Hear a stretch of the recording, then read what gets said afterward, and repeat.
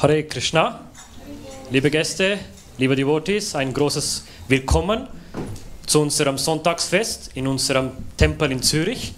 Hare Krishna, dear guests, dear devotees, a big welcome to our Sunday festival in our temple in Zurich. So we will now have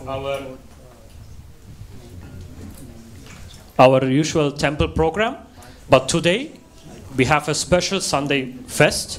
As you might have noticed, there is a swing hanging here. So today's program will be a little bit special.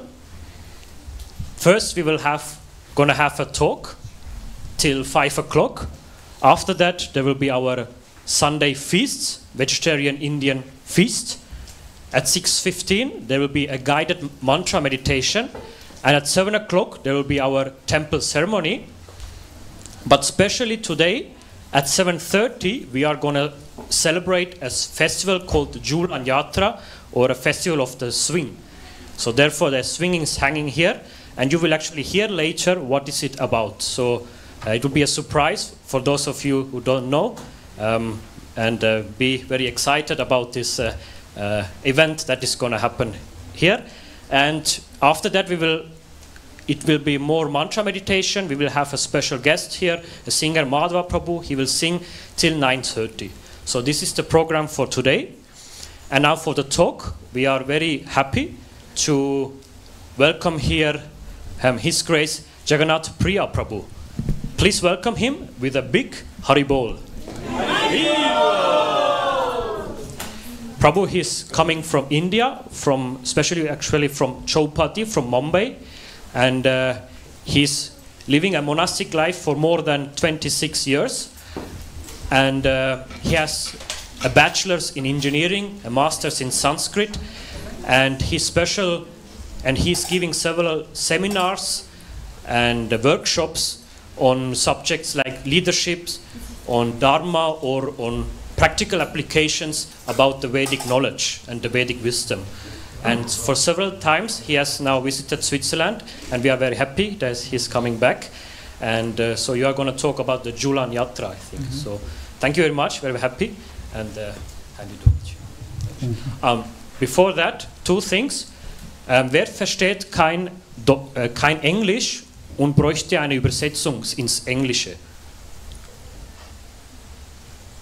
Okay, I think there will be a Russian translation also. You will get, for those who need, they will get earphone. And please come also a little closer. You can also occupy this space here so that more people can join from the back. So don't be shy, please move forward. Thank you very much. Hare Krishna.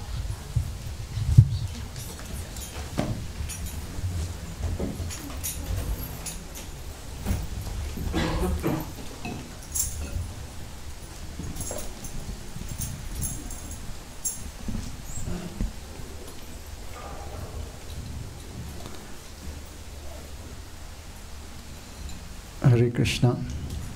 So before we begin today's meditation on these beautiful pastimes of Jhulan Yatra, please join me in the prayers of all those great teachers because of whom we have come to learn and experience a lot about spiritual life. Om Ajnanatimirandhasya Jnananjana Shalakaya Chakshurun Militam Yena Tasmai Shri Gurave Namaha Shri Chaitanya Manobhishtam Sthapitam Yena Bhutale Swayam Rupa Kadamahyam Dadati Swapadantikam Vandeham Shri Guruho Shri Yuta Padakamalam Shri Gurun Vaishnavamscha Shri Rupam Sagrajatam Sahagana Raghunathanvitam Tam Sajivam Sadvaitam Savadhutam Parijana Sahitam Krishna Chaitanya Devam Shri Radha Krishna Padan Sahagana Lalita Shri Vishakhanvitamsya He Krishna Karuna Sindhu Deenabandhu Jagatpate Gopesha Gopika Kanta Radha Kanta Namostute. Tapta Kanchana Gaurangi Radhe Vrindavaneshwari Rishabhanu Sute Devi Pranamami Hari Priye Vancha Kalpatarubhyascha Kripa Sindhubhya Evacha Patitanam Pavanebhyo Vaishnavebhyo Namo Namaha. Jai Shri Krishna Chaitanya Prabhu Nityananda Shri Advaita Gadadhar Srivasadi Gaura Bhakta Vrinda. Hare Krishna Krishna Krishna Hare Hare Hare Rama Rama Rama Hare Hare. Hare Krishna. Thank you all for coming, sparing your time this evening to participate in this wonderful festival of Jhulan, the swinging of the Lord on the swing. This festival is celebrated in this particular season when the summer is ending and the next season is about to begin. Srila Prabhupada, because of whose grace we have these beautiful centers all across the world, trying to instill the spirit of Krishna consciousness amongst all of us. Prabhupada named this as International Society for Krishna Consciousness for a reason. During those days, about in 1965, there were newer and newer theories in physics coming up, and consciousness was a very big term. So Prabhupada used that term consciousness and added Krishna consciousness. Just being conscious enough is not enough. Just like a scientist, when you speak to him, he will try to bring atoms, electrons in everything. He'll say our body is made up of that. Everything you see is made up of that. Every single element. In the recent discovery in the recent journey of mankind into discovering which are more and more the fundamental particles on which the atoms are formed. They have discovered quarks and then subatomic particles more and more and more and more. And they say that every single element you see is coming from one single particle. And still they are discovering. The journey of consciousness does not end. When you speak to a scientist, he sees everything as a product of atoms and electrons. Similarly, a spiritualist, he sees the presence of God in everything as the fundamental source of everything. Of course, someday science and religion will come together to agree. Till that time, we won't waste our time. So therefore, Krishna consciousness, he used this term. In the Bhagavad Gita, Krishna told to Arjun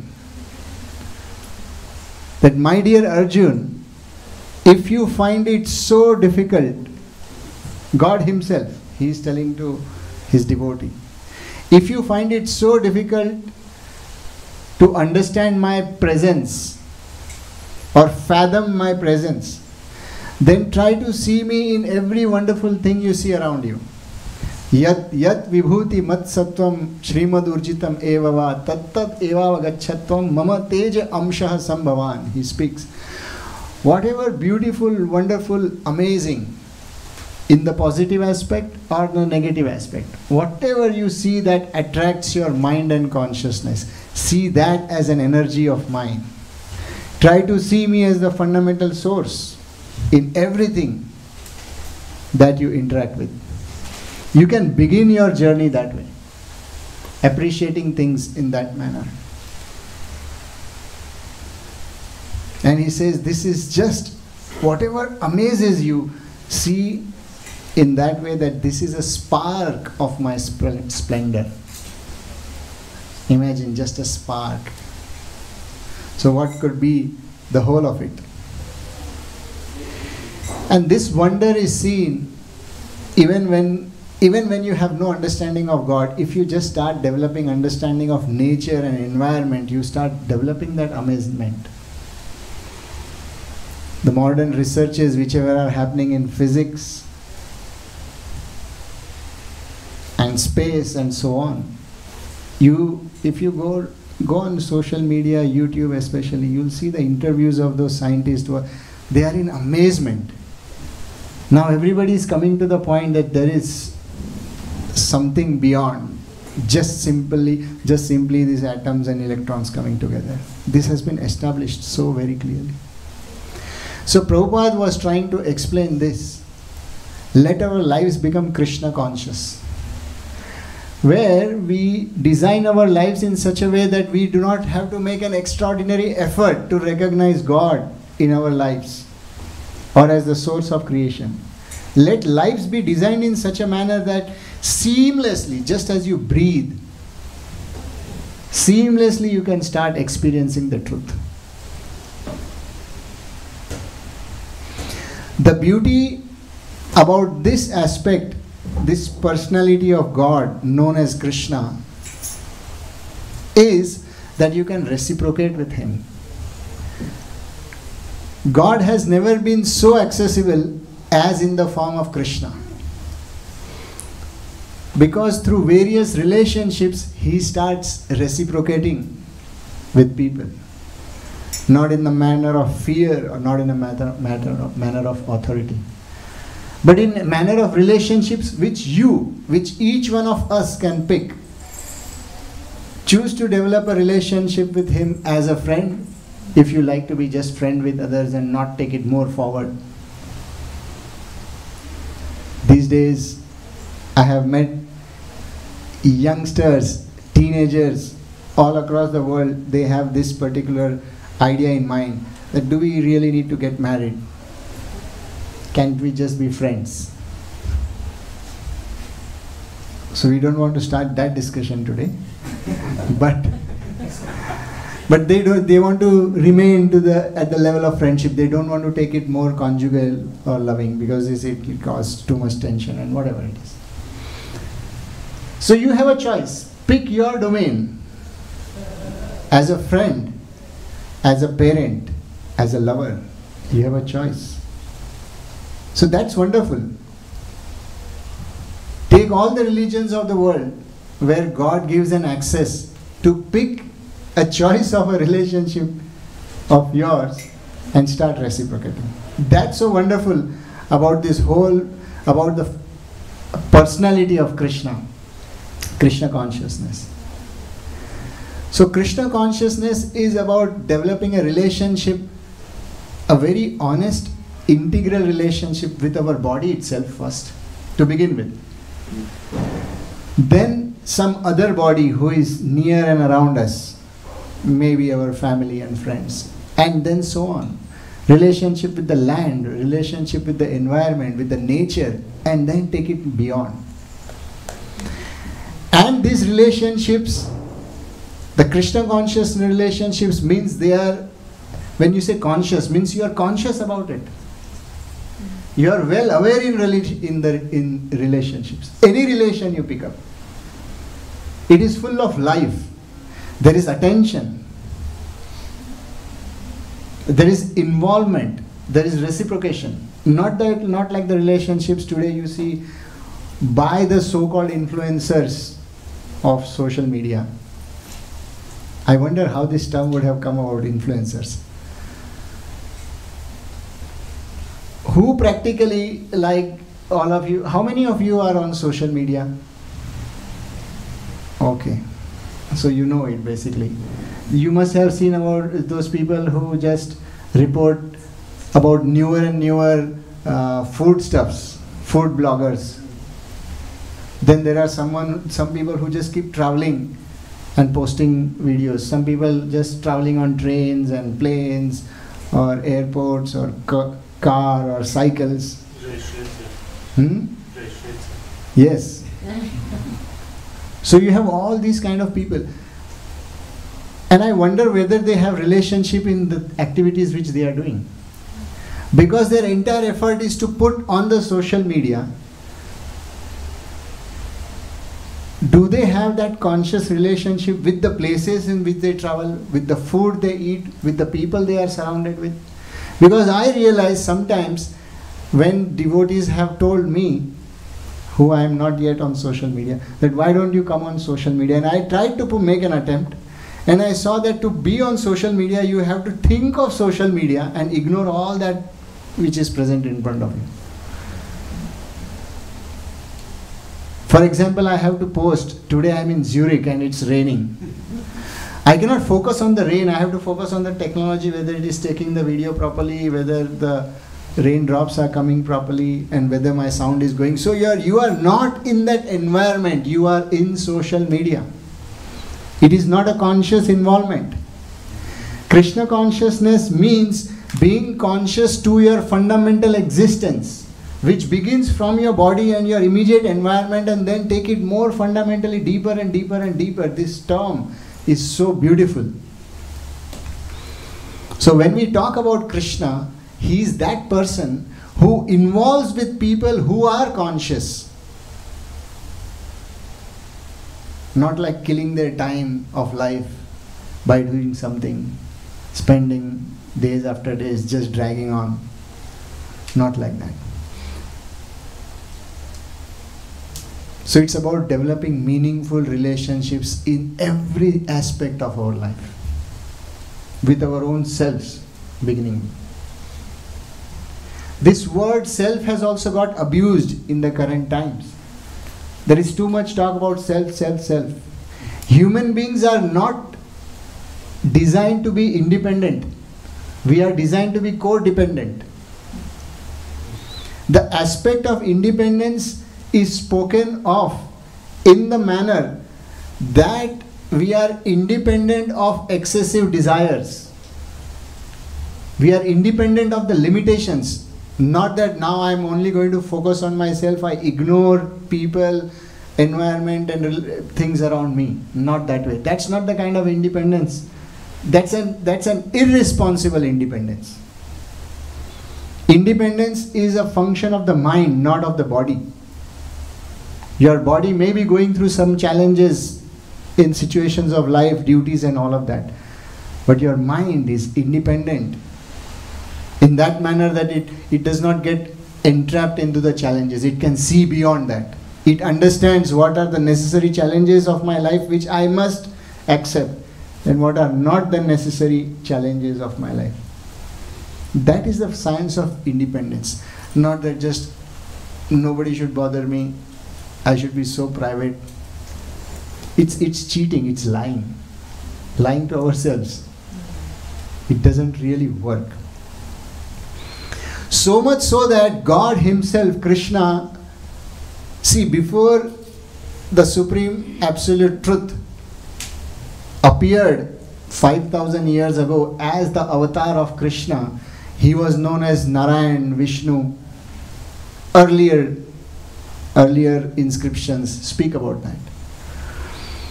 That's a form of God where he is acknowledged by all the big devatas or the demigods of the universe who manage affairs, who acknowledge that Narayan or Vishnu, he is the supreme most powerful, and therefore they worship him. They acknowledge that I am getting all my strengths and powers through him, so they adore him, they respect him. So that person who has been in the absolute position of power and respect and honor, he coming in the form of Krishna is very interesting. Because Krishna as an avatar or a form is not a form which is known for grandeur and opulence. It is a form of reciprocation. God has never been so reciprocating as much as in the form of Krishna. He gives the sense of adhikar. Adhikar means a sense of right, a natural right. For example, okay, is there some celebrity hero of Switzerland? Some star, some football star? Water player. Huh? Roger Federer, tennis. Oh, Roger Federer, okay. Now, if Roger Federer were to come here, I have seen his matches too. He plays awesome. If he were to come here, how many of us would have a sense of reciprocation? Hey, you must sit here, you cannot go now anywhere. Or you must eat and go, you cannot live without eating. We have this kind of reciprocation with our friend or with our dearmost friend or our child or lover or somebody. But if Roger Federer would come here, most of us would be in awe and reverence. Oh my God, give him some space, give him some space.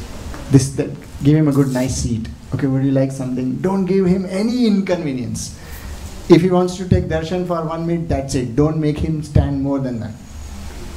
Keep the door clear. It's natural for us in awe and reverence to serve like that. Krishna goes beyond that. He rejects that kind of opulence and comes to the level that you reciprocate as you want to. If Roger Federer would come, we would be thinking what would be convenient to him. Imagine you had a relationship with him in such a manner that you do not have to think about him. You have to think, I want you to be here. I'm going to sing nice kirtan, you listen to me. I have cooked nice prasadam, you must have it. You cannot go just like that. You have that adhikar, that is called adhikar, a natural right. When you love someone, beyond awe and reverence, you have a sense of relationship which pushes your personality over someone else. Not in a negative way, but out of a natural right. You are mine. Something like that. And that's why Krishna avatar becomes very beautiful. When Krishna ascends to Vrindavan, he gives that access. He rejects the opulence of Vaikuntha to accept the sweet, simple service of petty villagers of Vrindavan. He rejects the worship there and accepts the adhikar or he gives the right to the devotees themselves. Okay, you choose. Like Mother Yashoda, she would always feel, oh, you haven't eaten enough, you must eat properly now before you go to play. After he would come from playing and he would say, no, I want to go back to play. She'd say, no, it's enough. Just like a mother does. Krishna gave that adhikar. You cannot imagine these things with the Supreme Absolute Truth. As long as you know He is the Supreme Absolute Truth, it's so difficult. He rejects the position of power to accept the position of love. He rejects, in fact, Chaitanya Charitamrita says that Krishna is tired. Aishwarya Shithile Jnana. He is tired of opulence and prestige. And he seeks love. And love is something which naturally comes how you want to love me. It's not, okay, I want you to love me. These are the 10 rules. These are 10 and now you love me. It's not love, it's just a rule regulation. Love means you are free to express yourself through your heart. That's so interesting that Lord also feels the need for that and He comes that way. He leaves the position of prestige to experience rasas. Rasa means a mellow in the simplest word. What kind of mellow? A mellow of friendship, the mellow of conjugal relationships, and so on. So that person who is rich in all other riches in Vaikuntha or in the spiritual world, he comes here to experience the richness of relationships. And that is so satisfying. Many of you who have crossed your teenage, you must have realized when you have good relationships, it is so satisfying. There is nothing more assuring, nothing more gives security or a sense of worth in your life as much as a worthy relationship gives. So Krishna comes for that. Krishna, who is too much in the public domain of Vaikuntha, being formally God, comes to a private place of Vrindavan and enacts private pastimes, loving pastimes. See, we know these pastimes after 5,000 years ago because somebody has published it. When these leelas or pastimes were happening, nobody knew because they were supposed to be private. How many of course, today there are so many people, so-called lovers, who publicize every activity on the blog. We love each other so much in Zurich. We love in Turkey. We love after 2 years, the lovers change. And keep on, and then it keeps changing all the time. So what is true, nobody knows. In fact, the nature of true love is it is private. You don't want to publicize it. You want to keep it secret. You want to keep it protected. You are possessive about it. Naturally, that's fine. And probably the only people who know about it is those who are so close to you. Those whom you know that they'll help my love to flourish, not break it apart.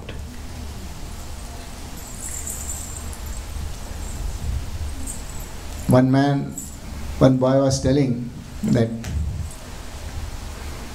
before I got married, I would show the photograph of my girl to some of my friends that, do you think that she's worthy to get married? You know, as friends sometimes they share that I'm thinking to get married. What do you think about it? So he told, if all my friends agreed upon her, then I did not get married. Because he was in doubt. He trusted nobody. Because everybody feels good about her, that means they are probably going to disturb my relationship. This is current times. You cannot trust anybody.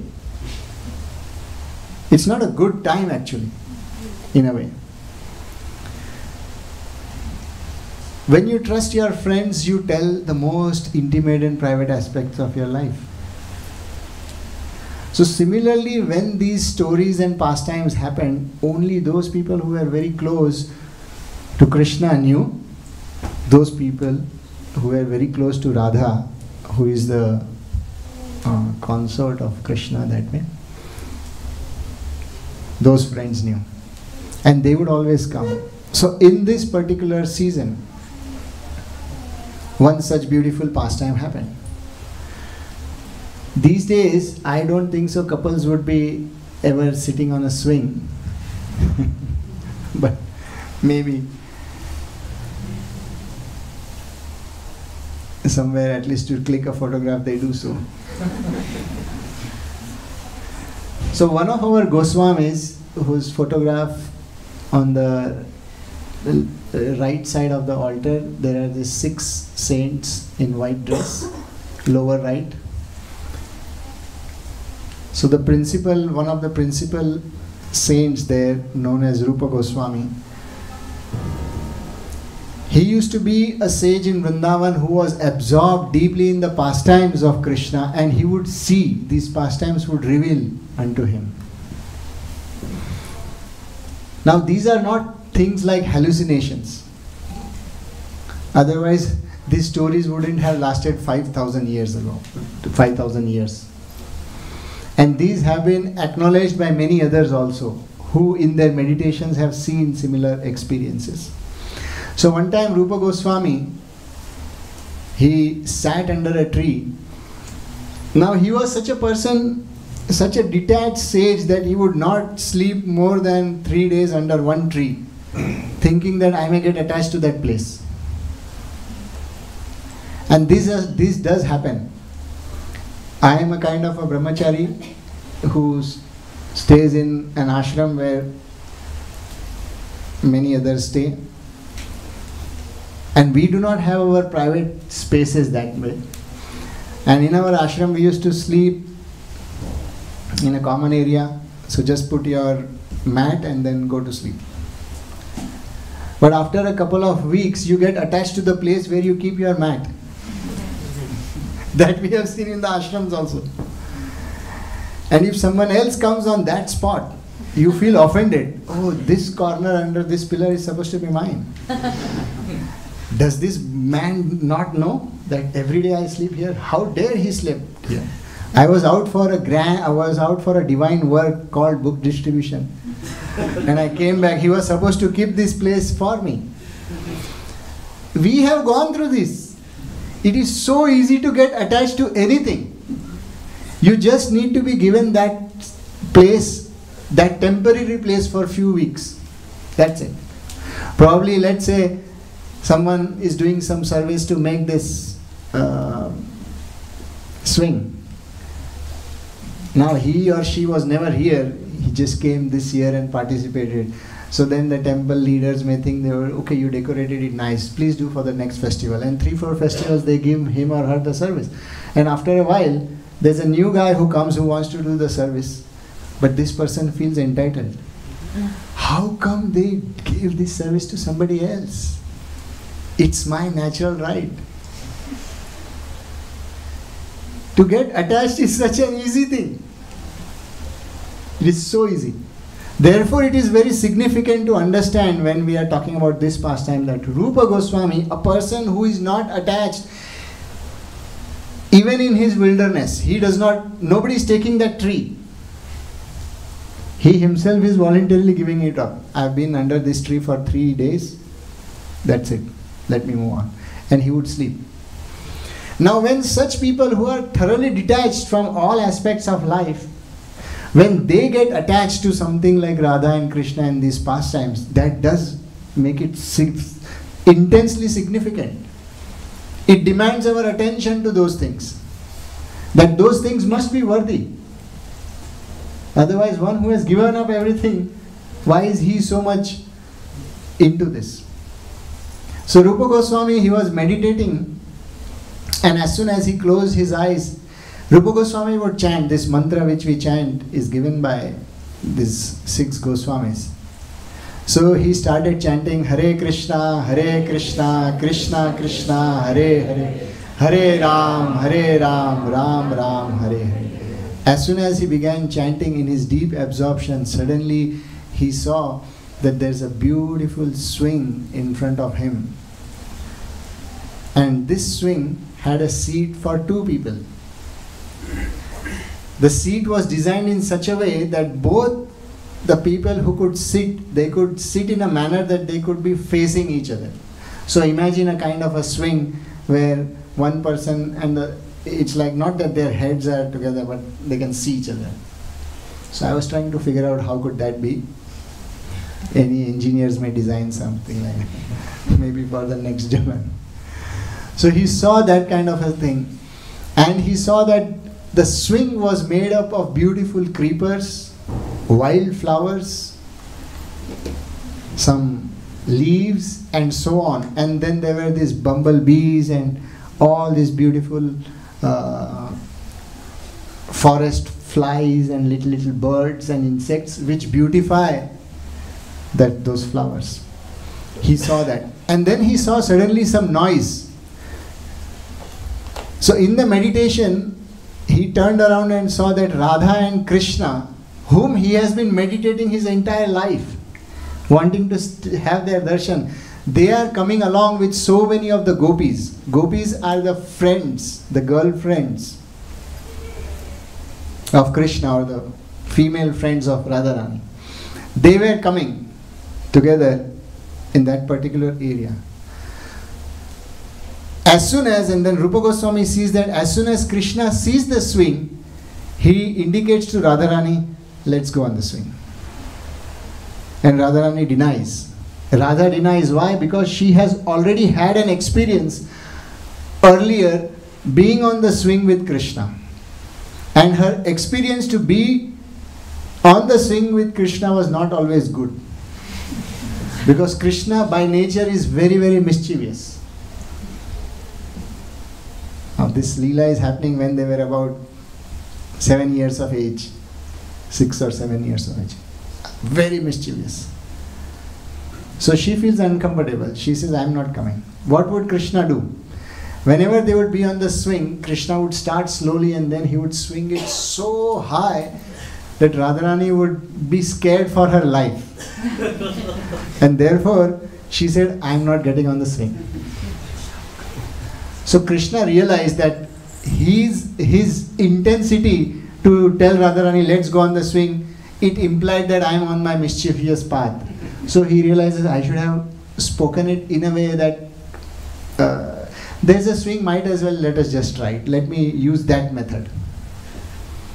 So he corrects his gestures and says, no, I am not too fascinated about it. This swing anyway thing, let us just try it just for a few minutes. Radharani says, no, you can change your communication style, you can change your facial expressions, but I am not sitting on this swing. So Krishna then looks at the gopis.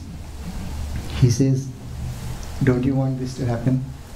Now gopis know that Radha and Krishna love each other so much and they just want to participate. When I was in my college, we enjoyed thoroughly. When two people loved each other, we liked to be their agents of communication. Yeah, like the hand of the king, something like that. Some friend would say, okay, can you pass on this message? We would love to be that messenger. It's very natural. When two people are in love, genuinely, intensely in love, the close friends want to participate to help in some manner. Love is attractive in any form. So when he looked at the gopis in a very desperate way, that I need to be on the swing, please you help me. And he convinced the gopis that I am not going to do anything wrong. You please tell Radha. The gopis convinced Radha, sit for some time. Let's see. Don't worry, we are there. We won't allow the swing to move fast. We'll manage the pace. So Radharani then agreed. She said, okay, I trust you. And Radha and Krishna sat on the swing. Krishna started swinging for a while. So it's not explained how many minutes, but you can imagine for some time Krishna just kept taking the cool, soft breeze while he was swinging. And he would look at the gopis. And the moment he would look at the gopis would stare at him, thinking that he's trying to check up on us whether we are not paying attention so that he can do his mischief. So immediately, oh, why are you looking? We are here, you cannot move fast.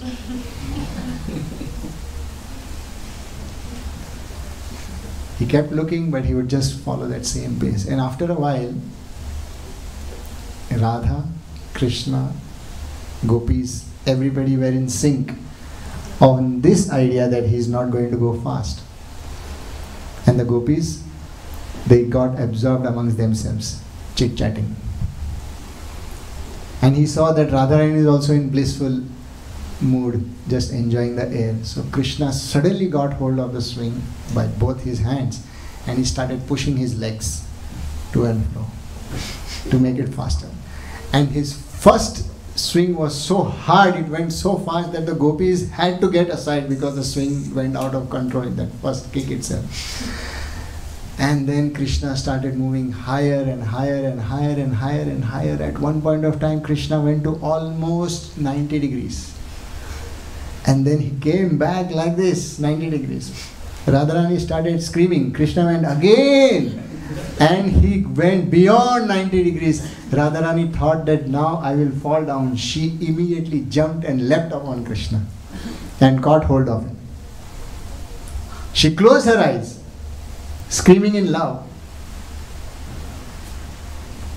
but fully assured that as long as I have held Krishna amongst all the chaos of my life, I am okay. I have held the person who is worthy to be held. She holds him. As soon as she holds him, she leaves her seat and in fact puts her weight on Krishna at that height.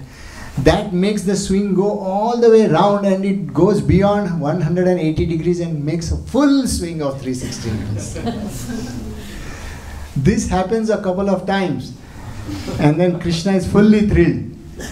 The gopis, they don't know what has happened. They are all staring in joy. Oh my God, we were just inattentive for a second and this guy has taken Radharani for a whole swing.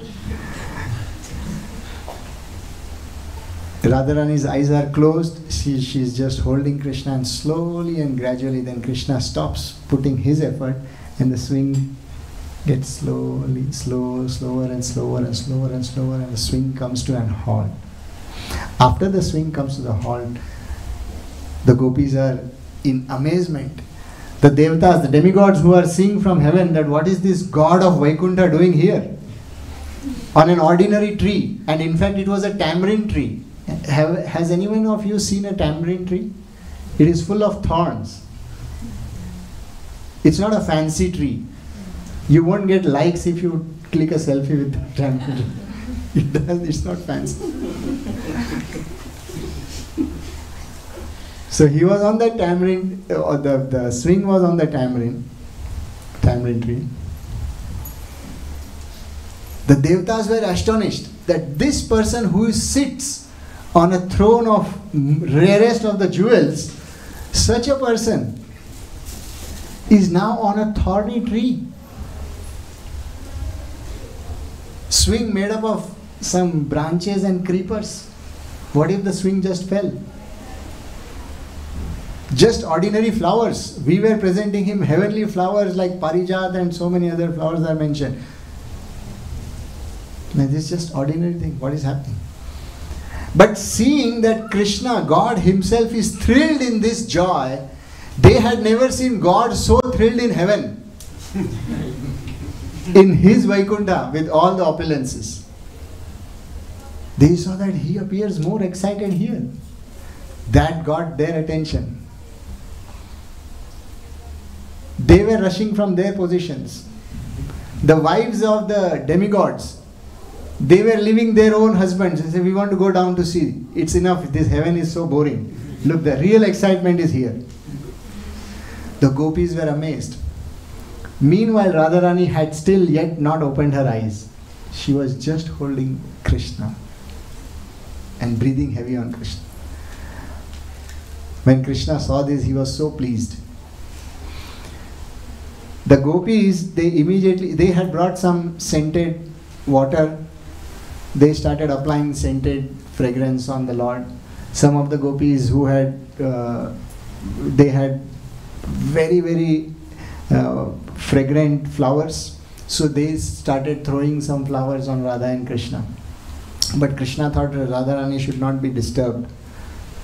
This reciprocation, it's beautiful. She's just unaware that nothing is now happening. We are just still, but she's fully absorbed in me itself. So Krishna tried to stop any flower which was trying to hit Radharani. And after a while they all saw Radharani is still not opening her eyes. So all the gopis, they started clapping. All of you can clap. Trying to tell Radha that please open your eyes. When Radha heard all those claps, she became conscious that I am not in that 360-degree swing. She opened her eyes and she saw Krishna was there with his loving vision, loving eyes. And Radharani looked at Krishna and through her eyes she communicated, you once again cheated me. And Krishna was looking at her. I could not help it, but I love you. I did not put you at risk. And Radharani just by looking is communicating, no, but you cheated. And that went on for a while. Then Radharani jumped from the swing and she walked with Krishna. At that time, Rupa Goswami, who had seen this, the moment he saw that Radha and Krishna, they just spoke with each other and they got down on the swing, Rupa Goswami, who was meditating, chanting the Maha Mantra, he fell down in his meditation. He lost his consciousness. After a while he woke up and as soon as he opened his eyes, he saw the same swing in front of him. The exact same swing. And that swing was just swinging. And Rupa Goswami started crying in ecstasy. And what he saw is what he wrote it and what we are celebrating. So, it is by the grace of Prabhupada that we have so many such beautiful, beautiful pastimes which we celebrate. These are not sentimental pastimes. You know what is sentimental? Someone who has no control over his mind and senses and is overly attached to meaningless things, and he becomes overwhelmed with some sentiments for his own attachment. That's called sentimental. When a saint exhibits such kind of sentiments, it's not just simply something like that. It is something which comes from the purest core of our heart, the deepest existence of our life. These kind of emotions come about. So as we will be celebrating here Jhulan Yatra, all of you, please be in the mood of the gopis. That Radha and Krishna are on the swing and we are trying to facilitate that. Participate in that mood. The two lovers whose love affair has lasted millenniums and still lasts. We get to participate in that. Offer a swing in that mood. And when you are pulling the swing, pull the swing in such a manner that, my dear Radha and Krishna, please manifest in my heart in such a manner, just as you manifested in the heart of Rupa Goswami. In the 10th canto, which describes about the pastimes of Krishna, a beautiful verse comes in the 48th chapter, which summarizes Lord Krishna's glories. It speaks, Jayati Janani Vaso Devaki Janmano Vada Yaduvara Parishata Swair Dobhira Asanya Adharmam Sthira Chara Vrijina Gnus Susmita Sri Mukhena Vrajapura Manitanam Vardhayana Kamadevam. Because there is this question which comes in the mind of the intermediary powers of the world and also many sages, that how is it God, who receives all this opulence and worship, is so fascinated by these kind of relationships? What is the nature of these relationships? You see the richness. Many of you here have the basic opulences which most of the world does not have. But when you do not have those rich relationships, look how our life feels. It feels empty. It feels dark. It feels as if you'll be lost. So when the sages and many other devotees, when they saw the Lord himself exhibiting such sentiments, and they had never so far seen God doing some things like this. So the question comes to them, who actually is Krishna? What did he just do? So Shukadeva Goswami, he speaks, Lord Krishna is known as Jananivas, the ultimate resort of all living entities. Jananivas, Jana means us, living entities, and Nivas means a residence or a resort where you feel sheltered. Just having an external shelter does not mean that you feel sheltered. I hope you understand this meaning. Sometimes you may be under a secure roof, but you don't feel sheltered. You are under the care of someone in the family, but you still don't feel sheltered. Life after life after life, we are just moving in different bodies just to feel that sense of assurance and shelter. So this definition of Krishna which comes, Shukadeva Goswami does not say Krishna was this. Who was that little boy who did these kind of things? Who was that little boy who was making people mad in love, in ecstasy? So he corrects that. He brings that was to is in the present tense, signifying that the Lord and his activities are never in the past tense. So he says, he is Jananivas. He is the one who kills everything that is inauspicious. He is the ultimate resort of everything. He destroys, his presence destroys all inauspiciousness for all living entities, moving and inert. His blissful smiling face always increases the desires of gopis of Vrindavan. So he speaks about the Lord in present tense. Imagine if you did some activity after 20 years, they would probably, this darshan say, who had designed this? We will become past tense very soon. Even in the present tense, we are mostly in the past tense, right? We have so. But the Lord is always described in present tense. And therefore a beautiful analogy is given. Just like the sun rises and sets for an ordinary living entity, but in reality the sun never rises or sets, it is in perpetual motion. So if you are continuously following the sun, there is no rising and setting. Similarly, it may appear that Lord Krishna is no longer there on the planet, but these pastimes are continuously existing in some universe, some place, somewhere as Nitya Leela. Therefore, every single pastime is called as Nitya. So in that mood, whenever we participate in spiritual activities, one should participate in that mood. Even when you are chanting, it's not that I was chanting, now I will chant later, and now I'm not. I was chanting earlier, now I'm not chanting. It's not like that. When you participate in chanting, think in that way that there is an eternal energy of chanting which is going on, and I am simply entering it, and sometimes I exit it. It's not that you choose to chant and you don't choose to chant. You are insignificant. You are nothing. It is chanting which is the main thing. Think to participate in chanting, not that I will chant.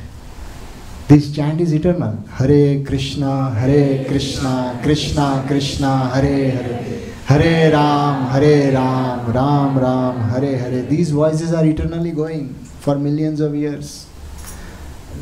When we chant, we just put ourselves in that energy. We plug ourselves in that domain. So participate in the holy names in that manner. Thank you all very much for coming this evening. Hare Krishna. Hare Krishna. If anyone has any questions or comments, maybe 5 minutes. Yes. Thank you very much for the lecture. You were saying,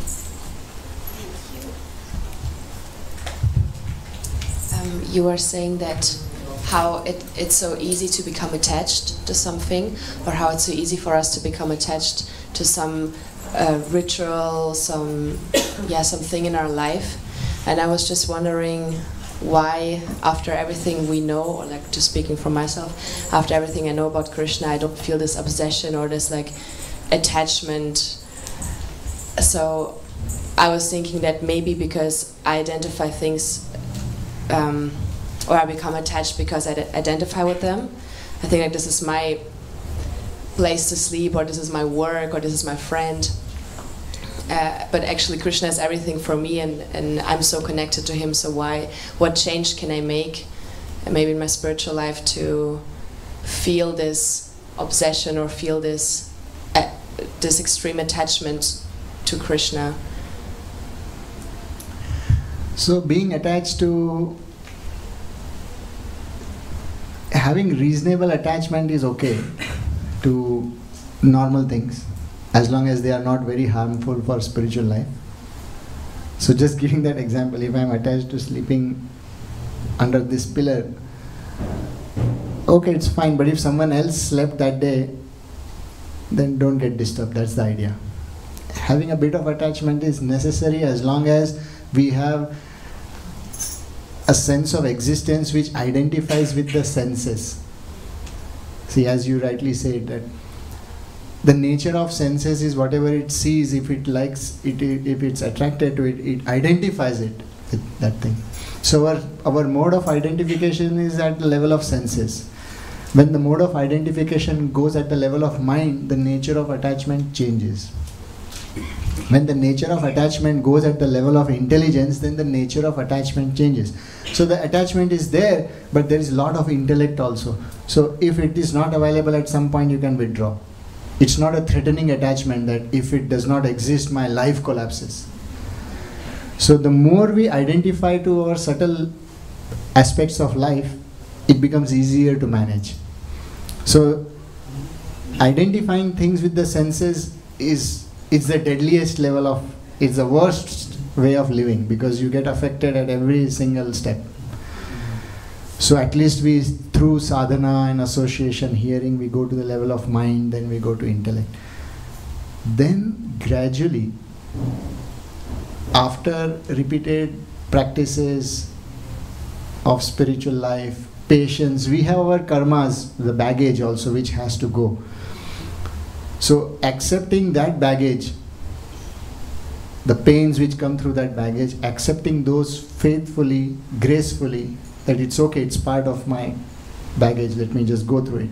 But holding on to the main stuff of spiritual life, namely sadhana, some chanting, some services, regularly being in an environment which make us participate in some spiritual thoughts. We hold on to these things. The onslaught of our baggage can come, but it's fine. I hold on to the main thing. Eventually, when the onslaught goes, then the strength which you have built up by holding these things, it fructifies. So once it fructifies, then suddenly your identification goes beyond the level of intellect. Then it becomes easier to give up. It will hurt for sure, but you are not disappointed in that hurt. In the sense that, oh, this thing happened, okay, fine. Let's say, I may say you are disappointed, but you are not destroyed. It's okay, it happened, it's fine. You can gather yourself within a day and it's fine. Just to make sure I understood it correct, so you mean that it's very important to not just identify and get attracted to things through the senses, but to really go to the level of intelligence and attach to what we intellectually understand about Krishna, or like how we identify as a spirit soul and as servant of Krishna, and then at some point we will be able to go beyond that. Yeah. Okay, thank you very much. And it happens. It's not a theory. It happens that way only. You have to withdraw step by step from the senses, mind, and intellect, and then you start experiencing some things. Then there is a period where you have to practice patience for a long time, and that's where most of the devotees give up. Most of the practitioners, they feel, I've been doing for so many years, it's not working, nothing. And first of all, they have not been doing sincerely. Most of them do so haphazardly. They are randomly just doing things. But if you are sincerely doing, it fructifies. Basically, just don't give up. It is the most assuring and the surest path you are on.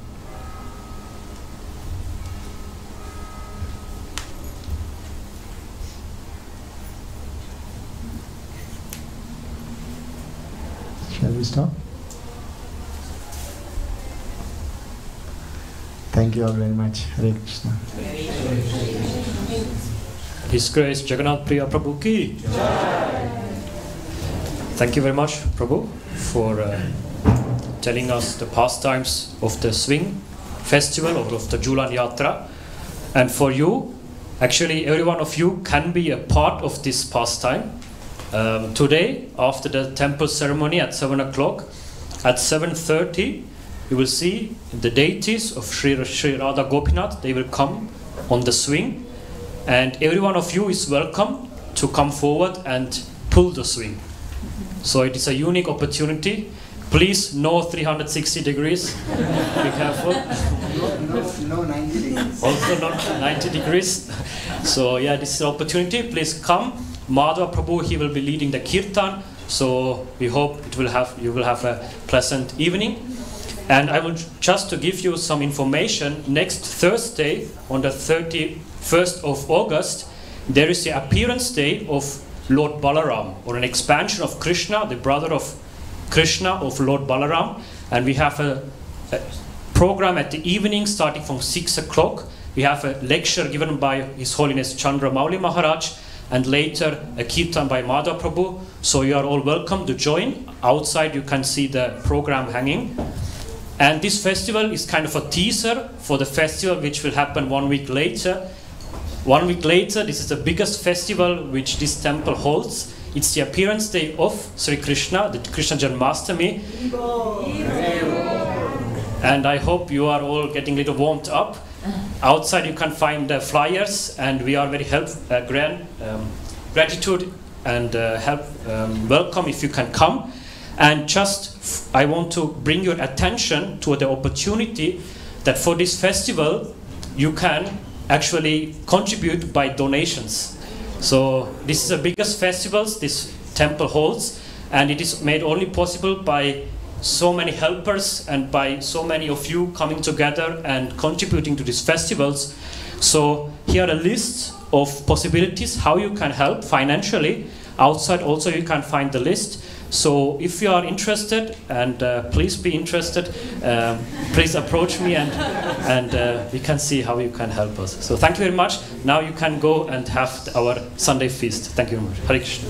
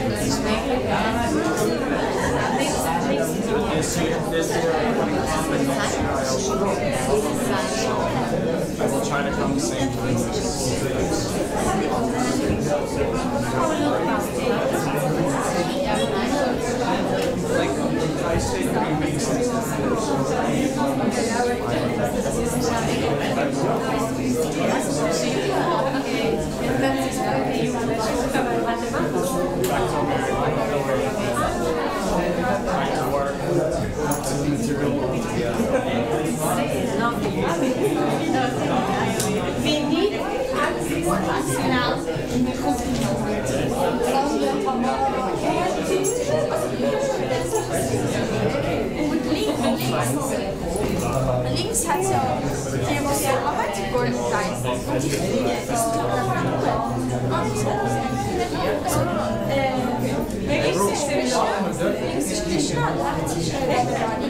und das ist wie so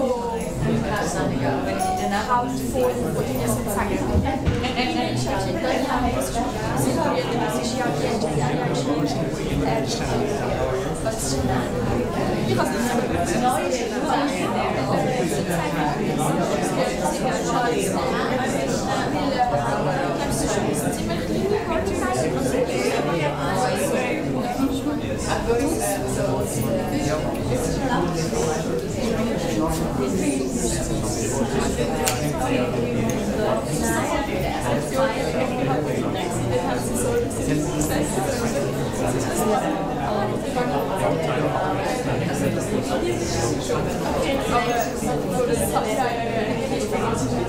also, ja, alles ist halt viel größer. Also, wir haben es eigentlich gezahlt, aber wir sind nicht das Ganze nicht können.